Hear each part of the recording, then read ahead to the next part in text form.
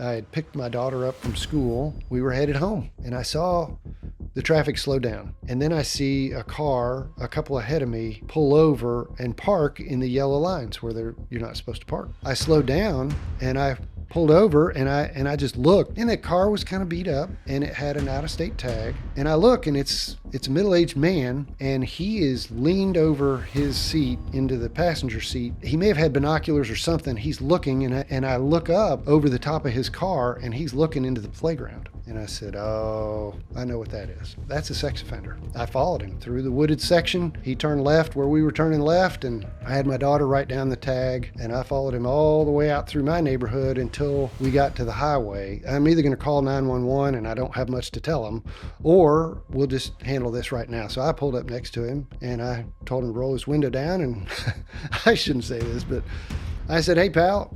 I said, are you lost? And he said, no. And I said, no, you're right. You're not. You know exactly where you are, and you know exactly what you're doing, and I do too. And if I ever see your car here again, I'm coming after you. I called the local PD when I got home. We ran the tag. He was a registered sex offender from another state, was off his Adam Walsh Child Protection and Safety Act rules, which is a felony to be out of state without notifying his handler back in his home state, and we got him arrested.